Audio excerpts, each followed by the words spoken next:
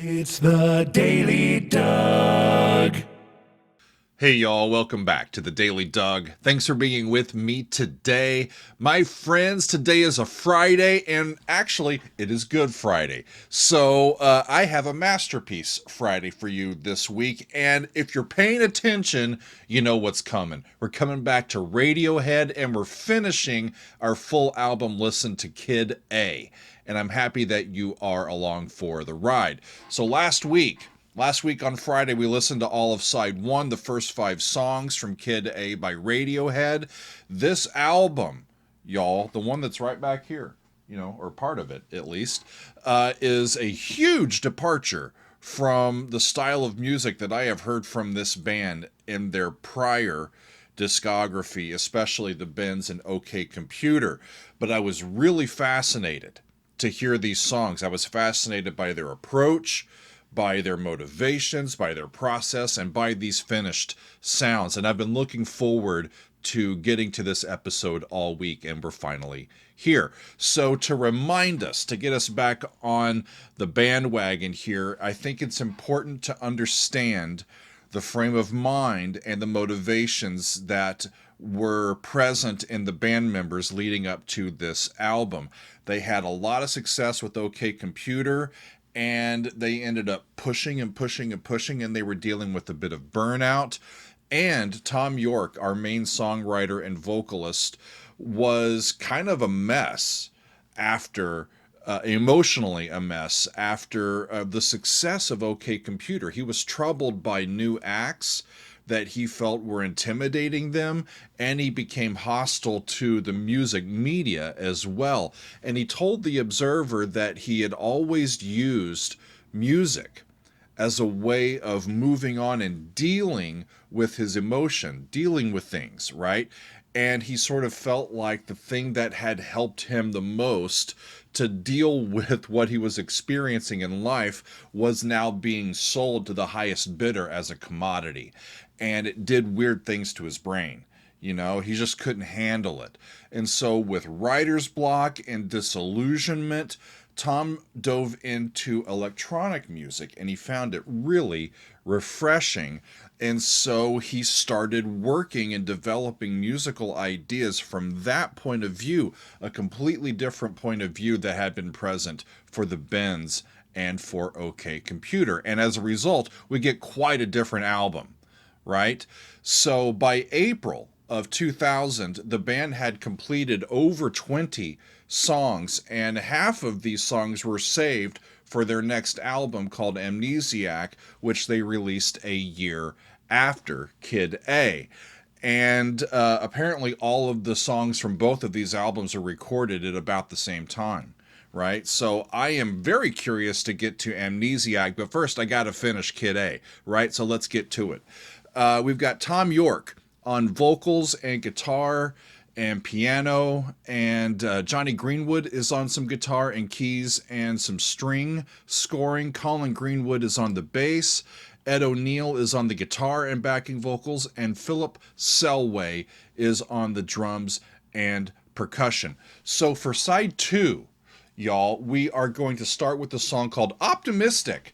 And we remember that Tree Fingers, the last song on side 1, was there as kind of a buffer between all of the stuff that was happening in those first 4 songs and what I think might be happening here with Optimistic.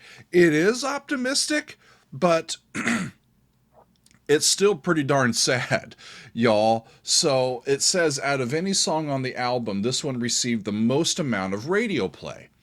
And again, here we're focused on rampant consumerism, kind of a dog-eat-dog style of societal structure where it's everyone and every entity for themselves. At least that's what it seems like.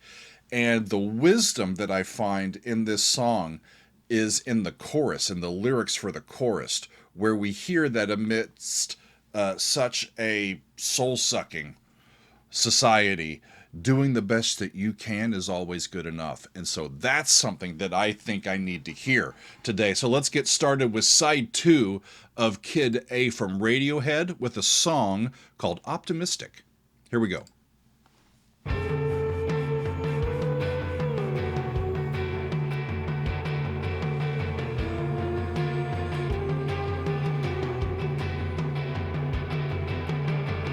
lot of distortion.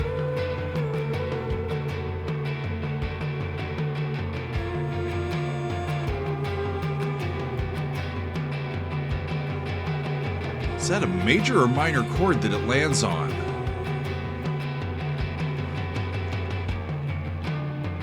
I love the tribal nature of the drums, too.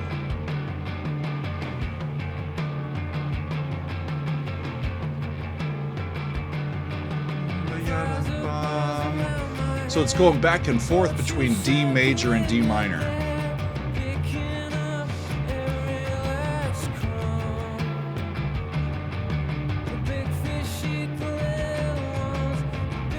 The big fish eat the little ones. It's not my problem. Give me some. Huh.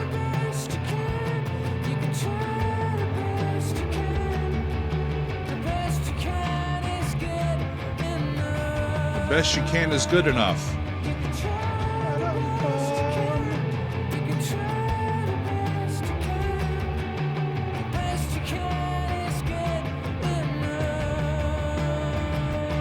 Fascinating sounds, right?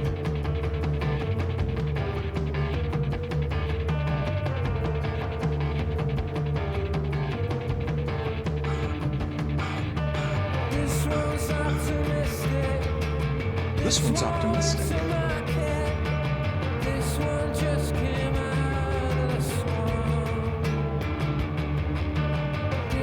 Reminds me a bit of something I might hear from Tool. Tool loves this key. Drop D tuning, kind of a mantra. We're just stuck in the mire here, right? And then his voice lyrically and vulnerably pops up out of the texture to tell us that you can try the best you can, but the best you can is good enough.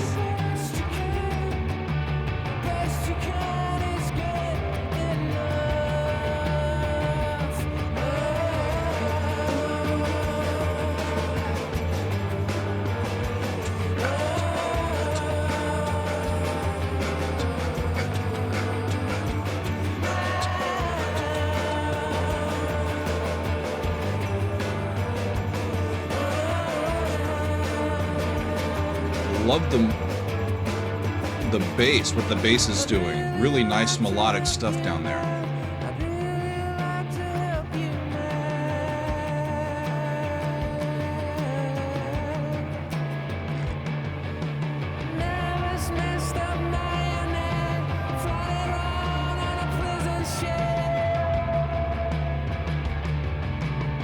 Some cool sounds overlaying that over here.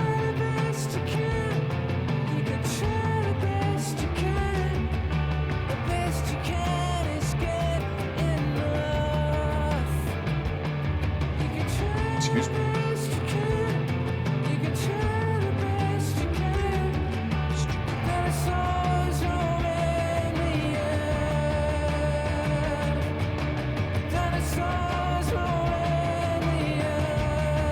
Of all the songs that I've heard so far on the album, it makes sense that this would have, be the one to have the most amount of radio time. It feels like a Radiohead song. The rest of them kind of don't. We can recognize Tom's voice here.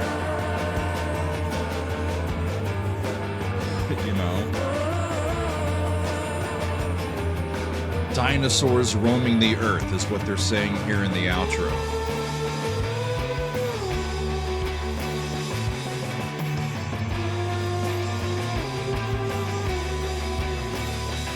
Are they speeding up?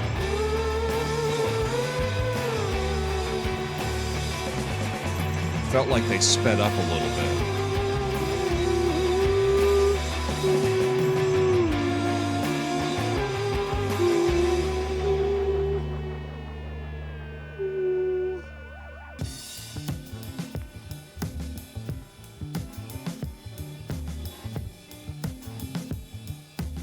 Already felt like the song ended, but I don't mind this. This is kind of cool.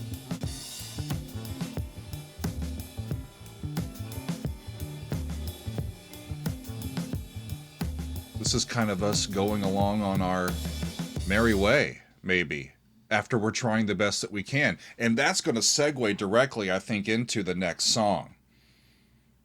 Really cool. So, optimistic, right? It starts off, flies are buzzing around my head, vultures are circling the dead, they're picking up every last crumb, the big fish eat the little ones, it's not my problem, give me some.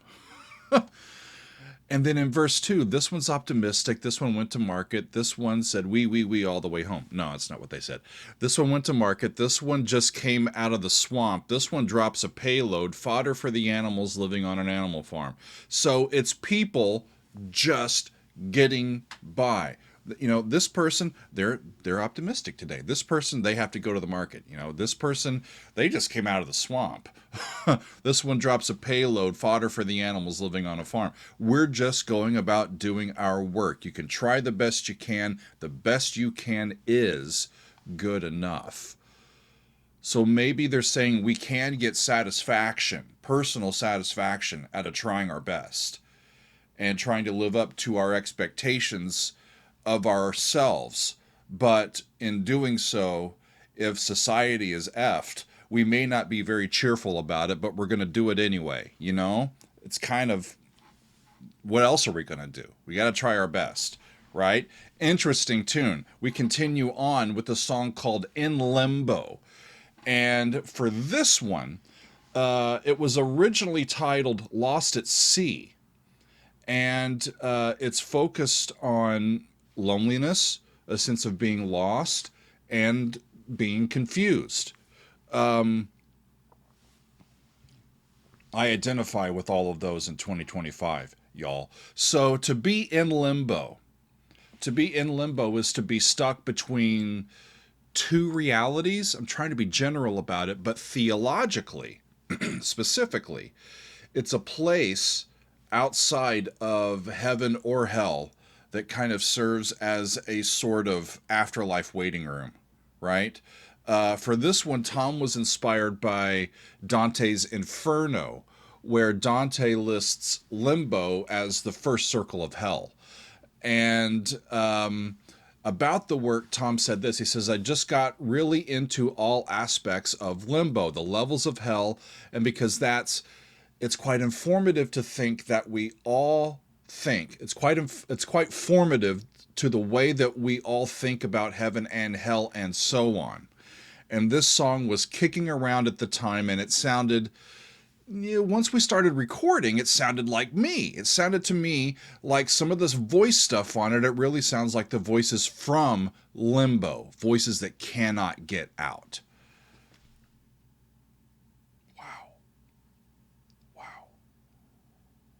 Focusing on loneliness, it's focusing on being lost, being in a state of confusion, and if you're in limbo, you don't know where the door is. You don't know how to get out of that situation.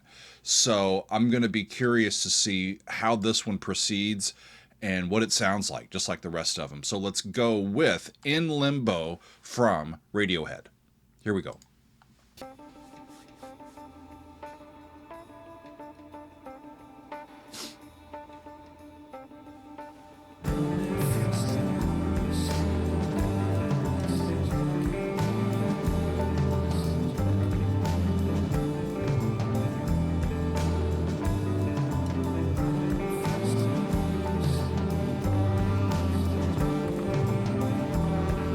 Lundy, Fastnet, Irish Sea, I got a message I can't read. I think that's what's in the intro here. That's a cool move.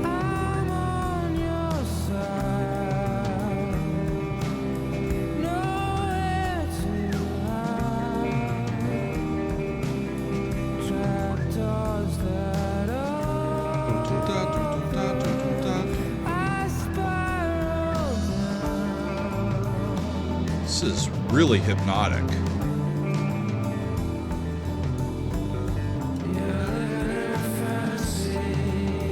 Living in a fantasy world.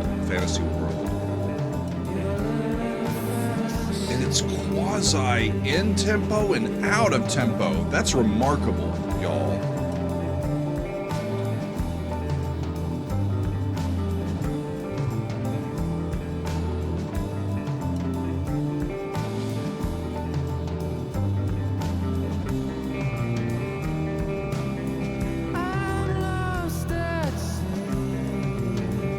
Lost at sea. It feels like it, doesn't it?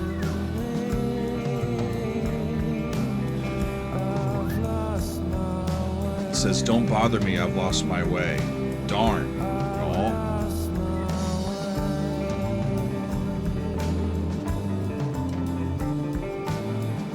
The key here is elusive for me.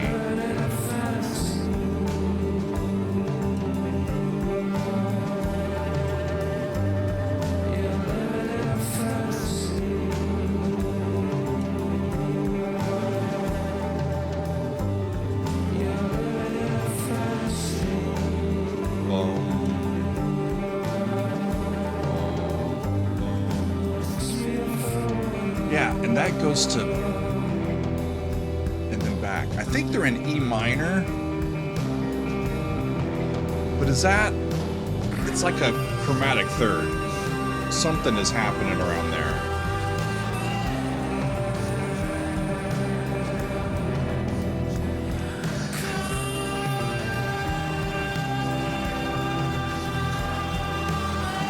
Come back. Another message I can't read. Come back.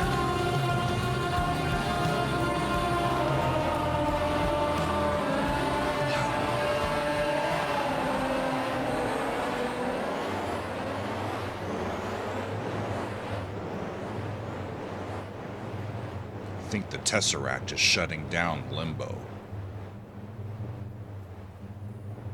We are no longer in Limbo. We're either one place or another.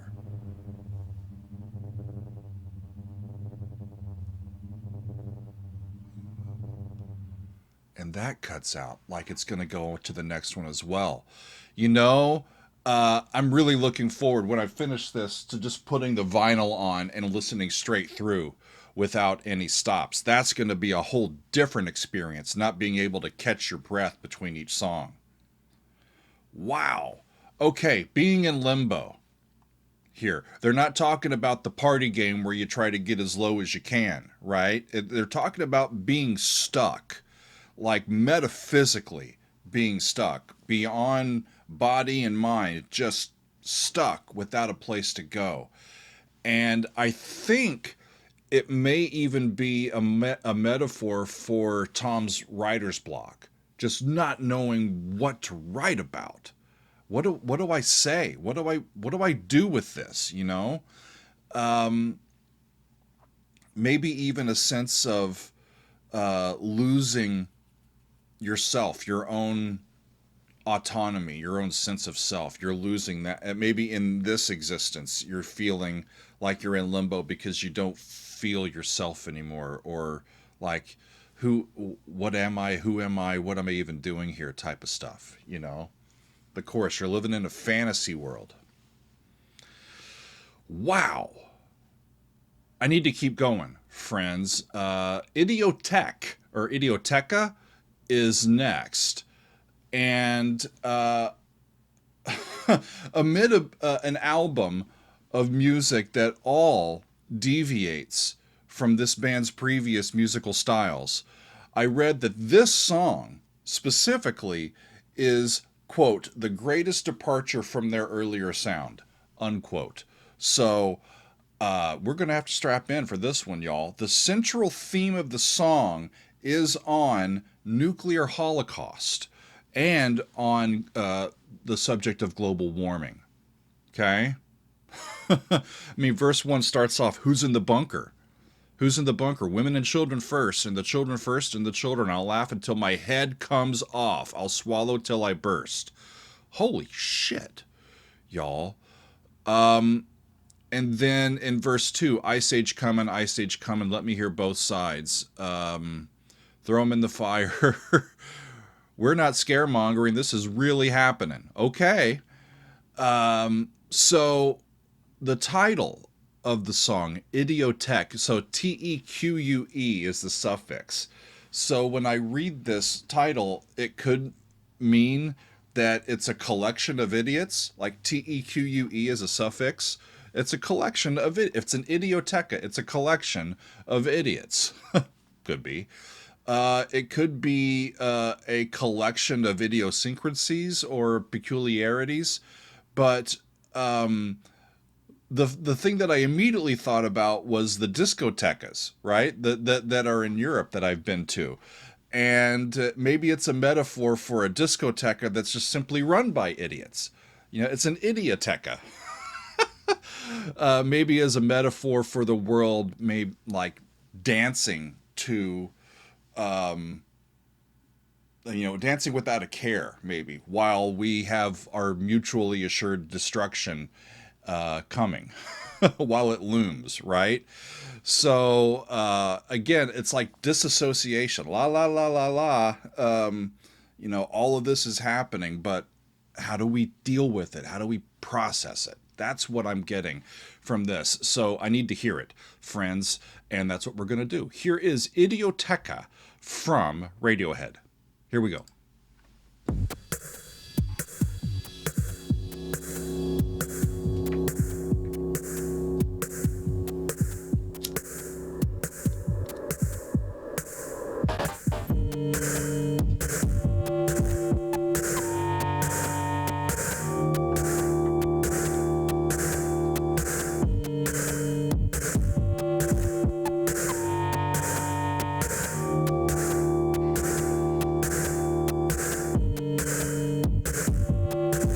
Those are all odd sounds, aren't they?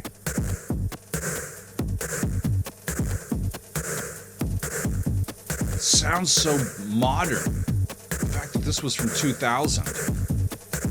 That's also pretty remarkable too, right?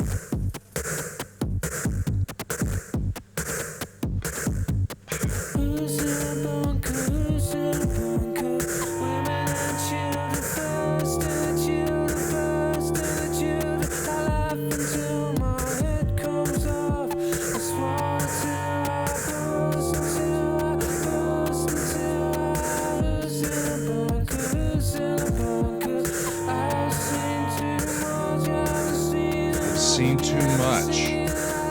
You haven't seen enough. Wow.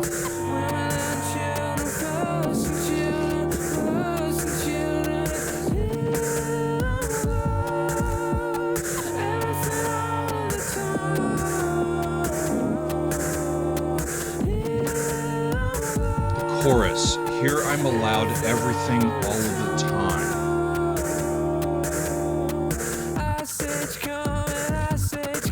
Verse 2.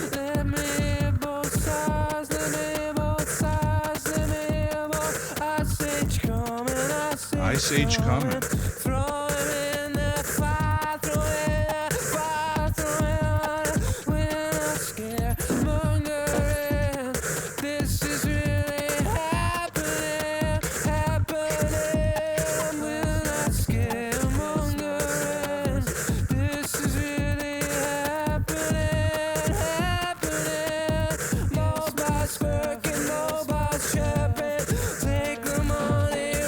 Take the money and run.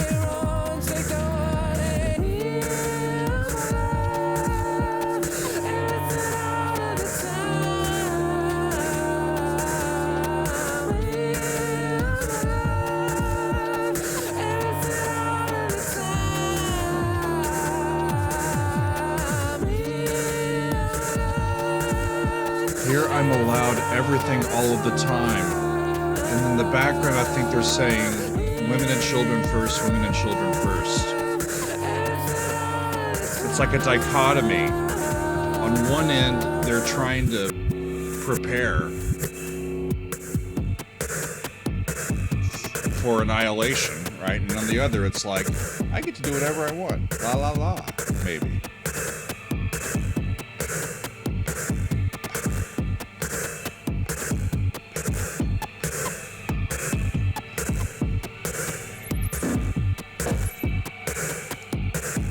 With so much debris in the soundscape, it's really difficult for me to even get a sense of what the harmonies are doing.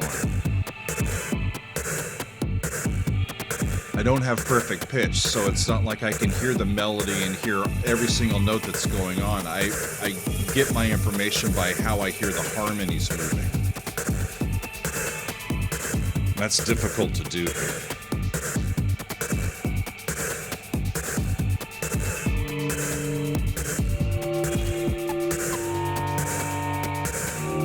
heard this before.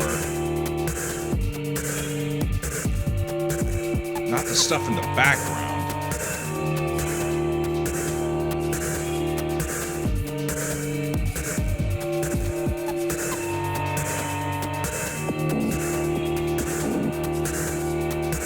It's just hypnotic.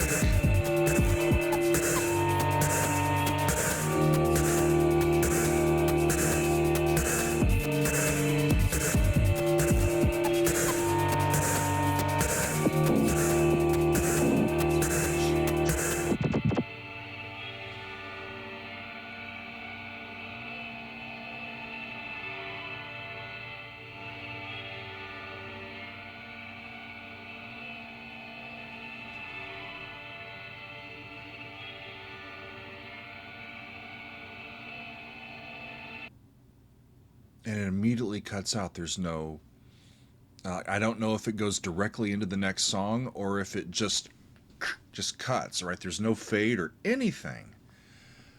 Boy, they weren't lying when they said that that was one of the more big time departures from their previous musical style. That was incredible. It's hard to listen to, if I'm being quite honest. It's not, I get the feeling that this music isn't here for my enjoyment. It's here for me to help empathize with the band and their humanity. It's how they, as people, are connecting now almost 25 years later with me. That's what I get. It sometimes, you know, conversing and communing with people and learning what they're about is not enjoyable. It's not entertaining. Sometimes it can be difficult because maybe the topics that we're dwelling on are emotionally difficult topics. That's okay. That's okay to talk about that stuff. It really, really is. And I think that's one of the main differences that I see now in 2025 versus, you know, being in it back, you know, at the turn of the millennium, right? In 2000, 2001. A lot of this stuff was just traditionally never talked about. Still there, just as much as it's here now. It's just that we're free to talk about it a little bit more than it seems like we used to. That's my understanding and my experience, at least. I'm going to move on to the next song, y'all. It's called Morning Bell, and this one is about, I don't know, what is it about? The prevailing wisdom about this song was that it was originally about a breakup or a divorce. And it still may be about that, but Tom has said that it's about a house that he had purchased and coming to find out that there was a ghost in it.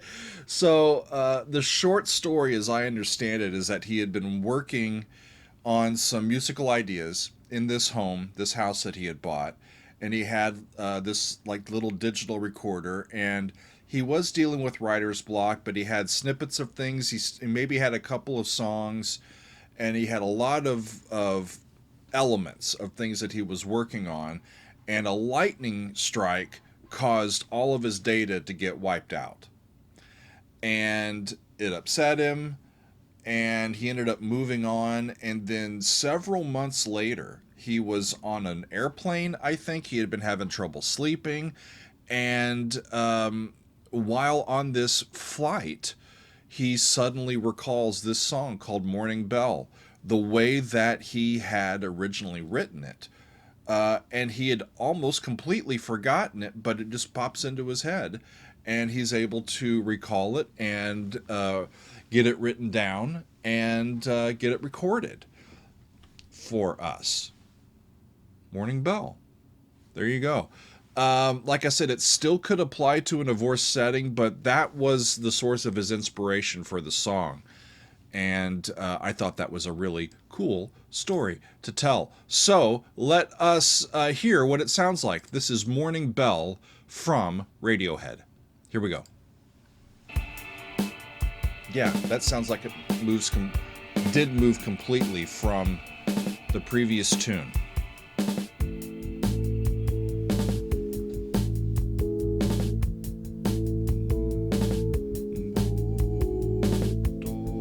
Now it's minor. That's an A. Subtonic 4. Are we now in G? No, we're back in A minor. A major? A minor. A major? A minor. That's cool!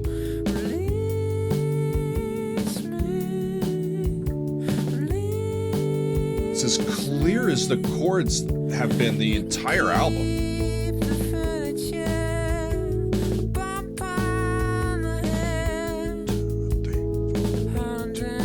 4, 5.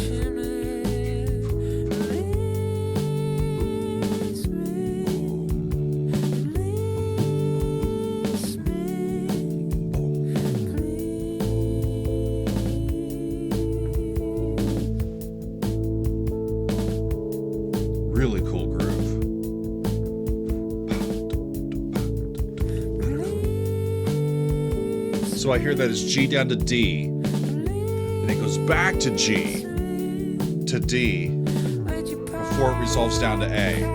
And then A is minor. I keep hearing the switch between the C natural and the C sharp in that chord.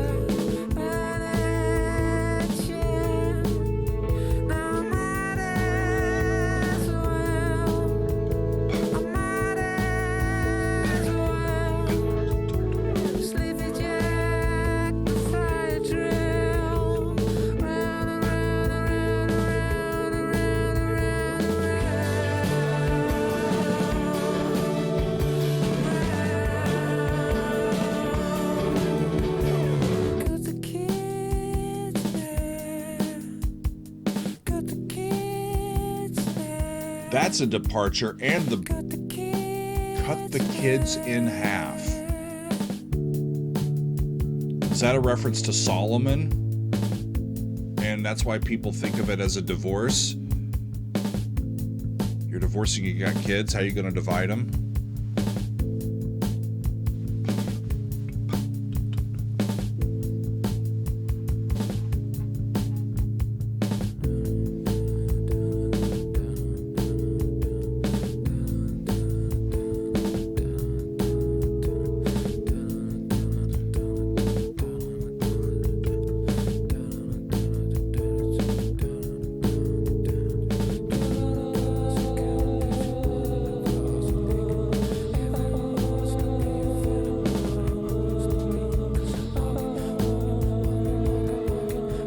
Looking at the lyrics to see if I can figure out what's going on.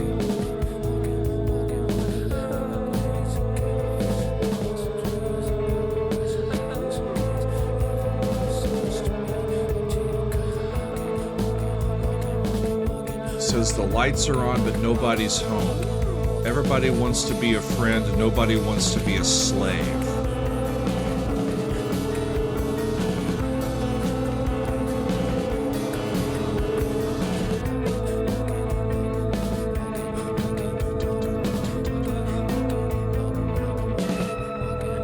The sound just envelops you. Reminds me a bit of some early Pink Floyd, some experimental Pink Floyd, some experimental King Crimson, even.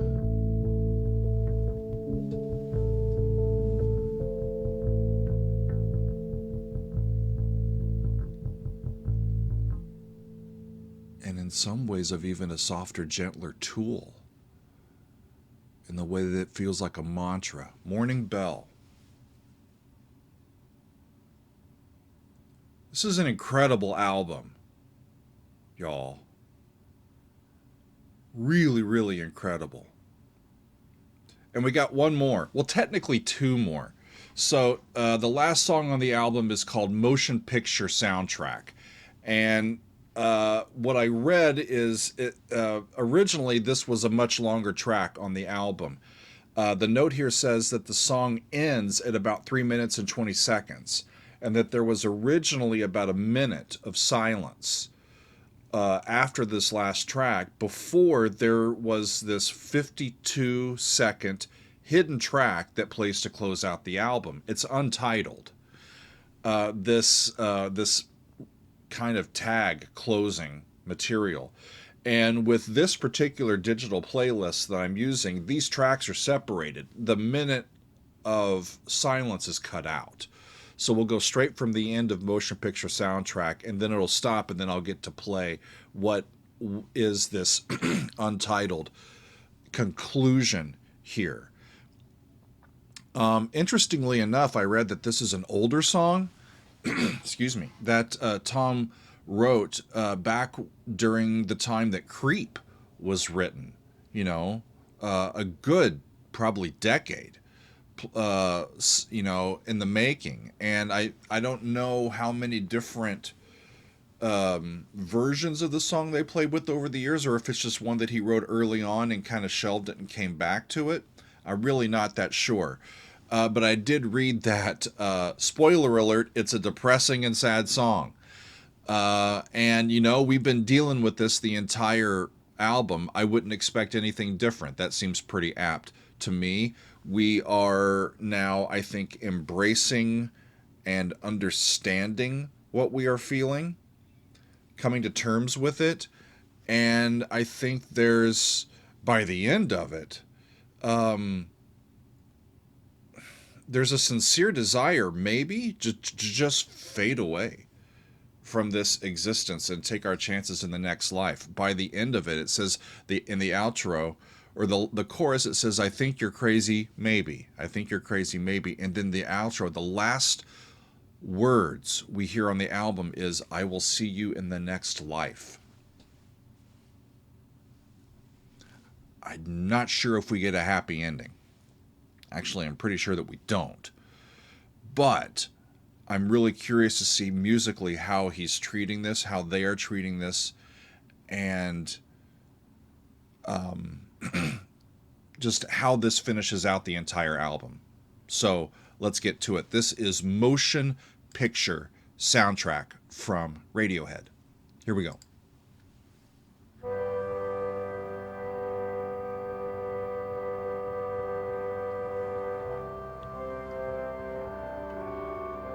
Is that an organ? Sounds like it. The clicks and everything. A real organ. That's a G. 4.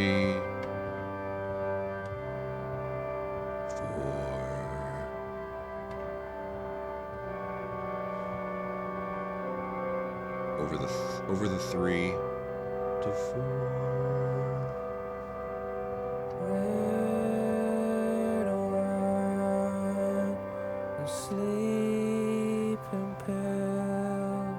Red wine and sleeping pills.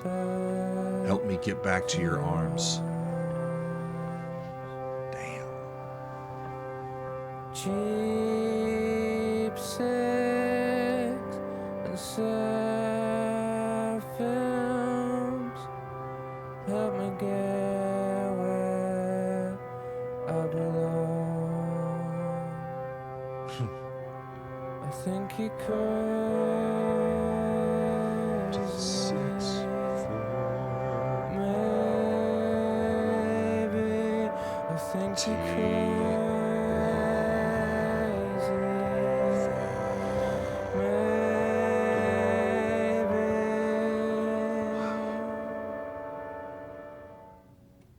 Stop standing.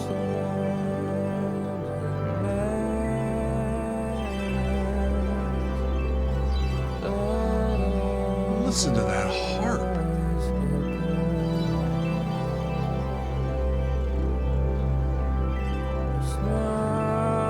The organ's still there.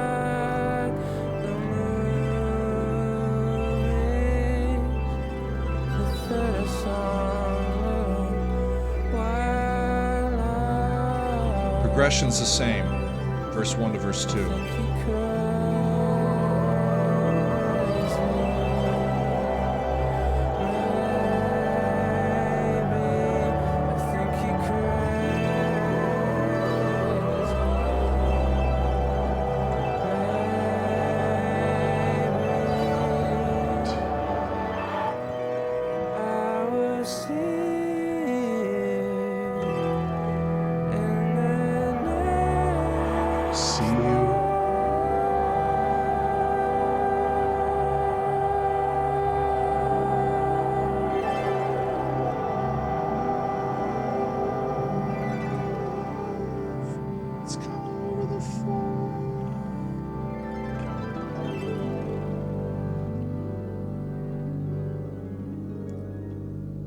fading away.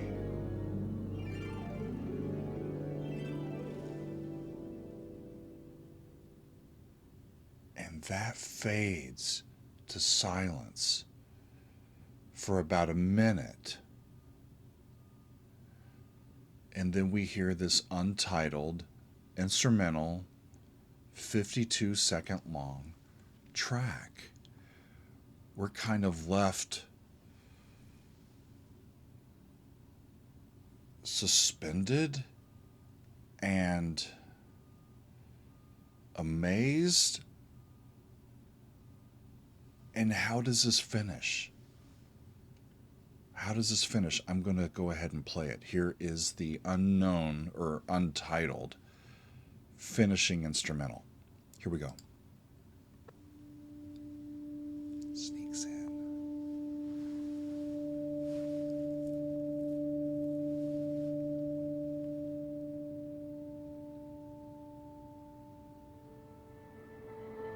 Fifth.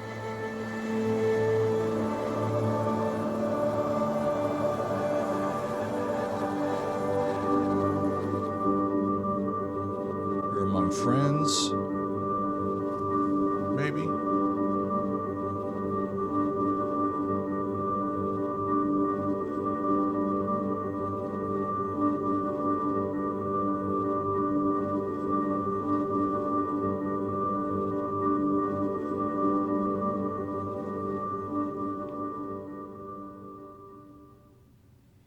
Maybe that's a glimpse into the next life. You're among friends. You're among friends.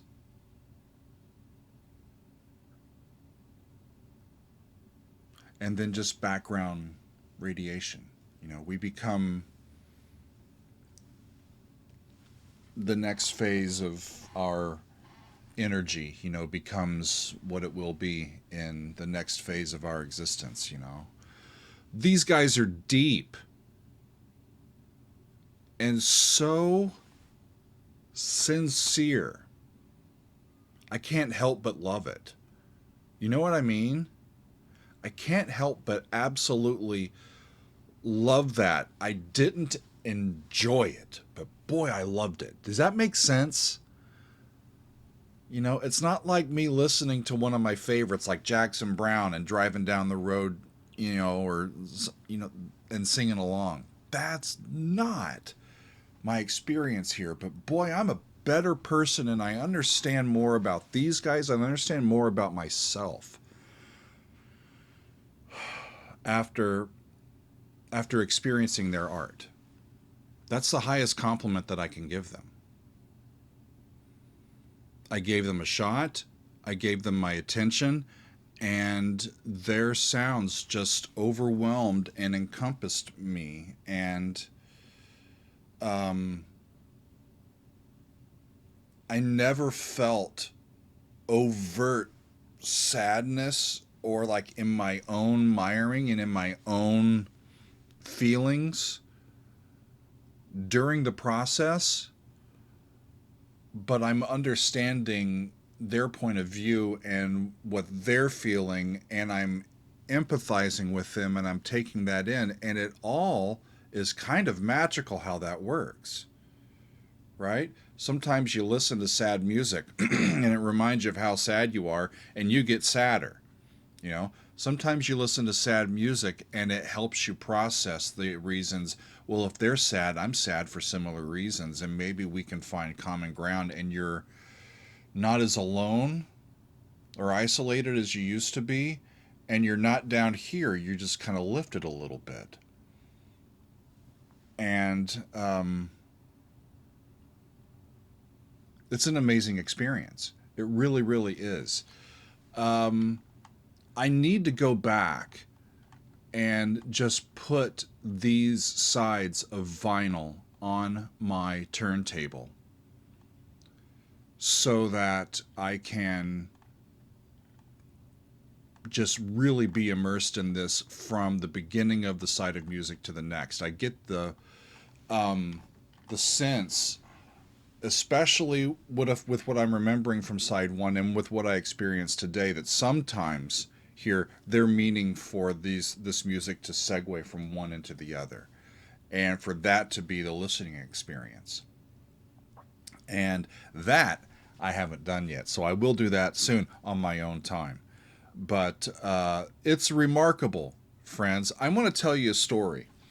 I told this story at a Patreon Zoom we call the Council of Dougs. Our top tier patrons. We have a Zoom and chat, and we've developed great friendships with our supporters over the years, and we meet about once, sometimes twice a month, and we have these Zooms. And I told this story because we met last Saturday, a day after I had done side one. And so Radiohead's music here on Kid A was still very fresh in my mind. And I told them about how in 2011, Megan and I got lucky to get to see Radiohead play live in a very intimate venue.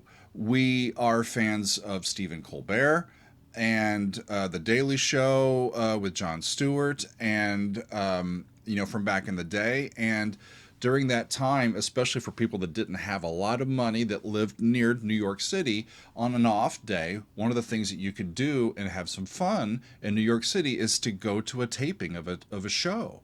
They're free. Those tickets are free, right? You just have to, get in the lottery and sign up for a day and see if you get, asked to come. And so we had tickets for about a month to go to the Colbert Report on the old Comedy Central show and be there for a taping. And it was going to be a lot of fun. About 4 or 5 days before the taping is going to happen, we get an email that says, by the way, our taping schedule has changed. We want to make sure that you can still be here for the amount of time that we're going to be taping. It's going to be longer. We're going to start a little earlier and it's going to go a little bit later. And we're like, yeah, sure, we can still be there, because once they let you into the studio, it's a closed set.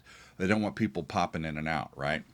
And so come to find out, Radiohead was going to be appearing on that particular show. And it was going to be the first time in the history of that television show that they were going to be doing an hour-long episode instead of just half an hour.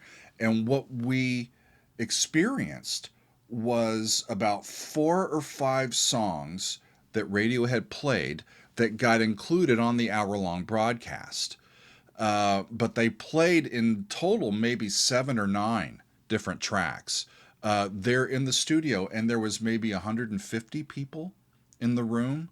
And it was amazing to be that close to them and hear that great a sound, and just to watch them doing their thing. This was the summer of 2000, maybe even the early fall of 2011. I don't remember all that they played there. And quite frankly, I don't know why that it didn't spark an interest in me to really seek out their music and learn more about them. I very much enjoyed it. I very much respected what they were doing.